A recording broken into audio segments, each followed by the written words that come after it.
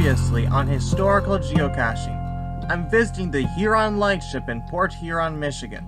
So far, our tour guide has retold the history of this fascinating vessel.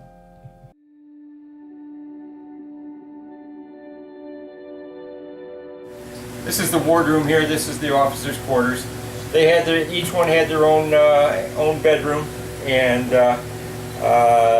it was a communal table here. This is where they ate their breakfast, lunch, and dinner.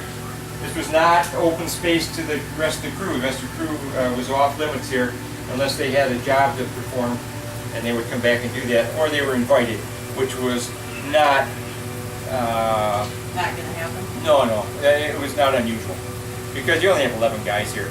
Imagine trying to play cards with 3 guys. That can't be done.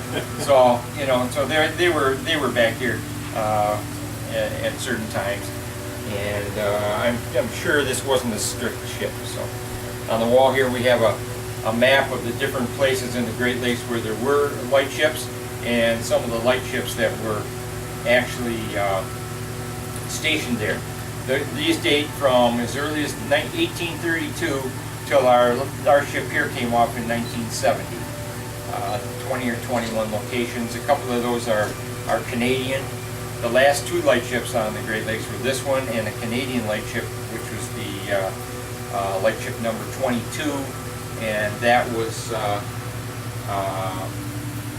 taken off out of the Lake Superior in 1954. So from 54 to 70, this was the only lightship.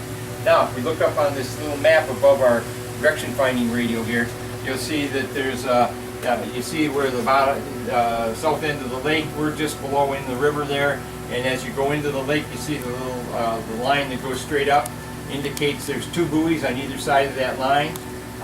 When you get out 6 miles, that's where our ship was located. It was at it was at the head of that shipping channel, which is known as the Huron Cut. And the reason that shipping channel is there is because those dark areas are shoals. They're actually sandbars, and there was at one time 9 sandbars out there. The largest ones of the 2 were the one on the left there, the northwest shoals, and the one on the right down close to the river there called the Corsica shoals.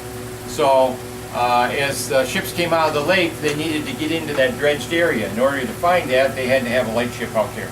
So in 1893 they dredged that, and in 1893 the LV-61 started out there as the first Huron lightship. So from 1893 until 1970, there was always a lightship there in the summer. Well, for most of the year, except for January, February, March. Early April, they'd go back out again. And, every few years they'll go out there and they'll dredge that shipping channel to make sure it doesn't get too shallow. There was a time when the ships that came through here could make it over those shoals. That wasn't a problem. But then when you started getting into the late 1800s, the ships got larger and larger, and the drafts got deeper and deeper, and they kept running into the shoals.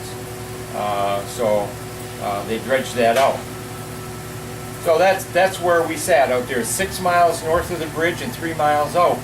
Now this ship had a foghorn and a light. The light was visible for 14 miles. The reason it wasn't visible for 15 miles is the curvature of the earth. So it was visible out 14 miles and quite bright at that distance.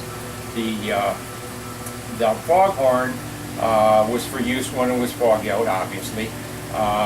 But the reason for it is not to let people know there's fog, but to let people know where you are, because it's not a very good thing to be run over by a ship. So they would start their foghorn if they looked out to the west there and they couldn't see the little wide spot in the road called Lakeport. If they couldn't see the lights of Lakeport, then it was too foggy and they would turn on the foghorn. Or if they were looking south and they couldn't see the lighthouse, another reason to turn on the foghorn. When they could see those, then they would stop running the foghorn. The foghorn would actually sound for 3 seconds on and 27 seconds off. So every 30 seconds it would sound. So okay, going around the room here.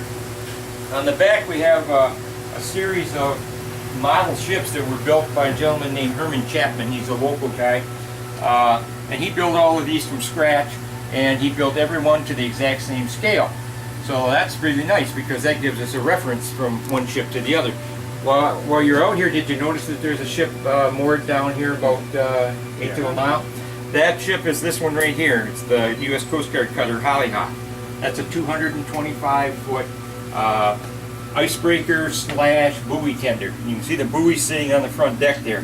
That's its job. But in the winter, it goes all winter long because it's breaking ice all winter long up and down the river, and it'll go down into Lake St. Clair. There's a few ships that try to operate in the winter due to the fact that they need coal, and they like to keep the steel mills running. So if they can, quite often they can't get up there and get the taconite because you have to go into Lake Superior for that. But they can get coal. They can get salt out of Goderich over here. So some of those things will still run. And this guy is an excellent icebreaker, 225. Now you can look up here at our ship, 97 foot long, and you can see it's like less than half the size of that.